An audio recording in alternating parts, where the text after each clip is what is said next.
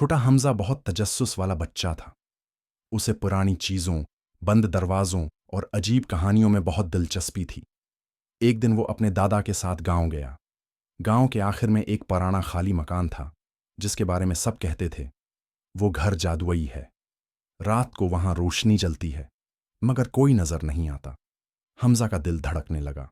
अगली सुबह जब सब सो रहे थे, हमजा चुपके से उस घर की तरफ निकल गया। दरवाजे पर "दस्तक दो" नरमी से लिखा था। हमजा ने हल्की सी दस्तक दी।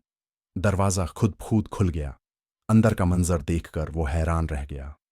कमरे की दीवारें बदल रही थीं, कभी जंगल बन जाते, कभी समंदर, कभी आसमान। एक कमरा ऐसा था जहां खिलौने खुद चलते थे, दूसरे में किताबें बोलती थीं और कहानियां खुद सुनाती थीं। तीसरे कमरे में एक छोटा सा दरख्त था जो सोने के सीब उगा रहा था। हमजा खुशी से उछल पड़ा। ये तो ख्वाबों का घर है। अचानक एक आवाज आई। ये घर सिर्फ उन बच्चों के लिए खुलता है जो दिल से सीखना और दूसरों की मदद करना चाहते हैं।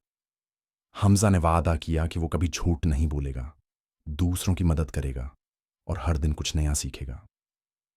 घर की दीवारों ने खुश होकर एक दराज खोली, जिसमें एक छोटा जादुई सितारा था। आवाज आई, अब ये सितारा तुम्हारा है।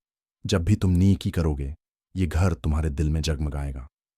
हमजा रोज स्कूल जाता, दूसरों की मदद करता और रात को ख्वाब में अपने जादुई घर जाता, जहां हर दिन एक नई मुहिम, एक नई सीख और एक नई मुस्कुराहट उसकी मुंतजर होती।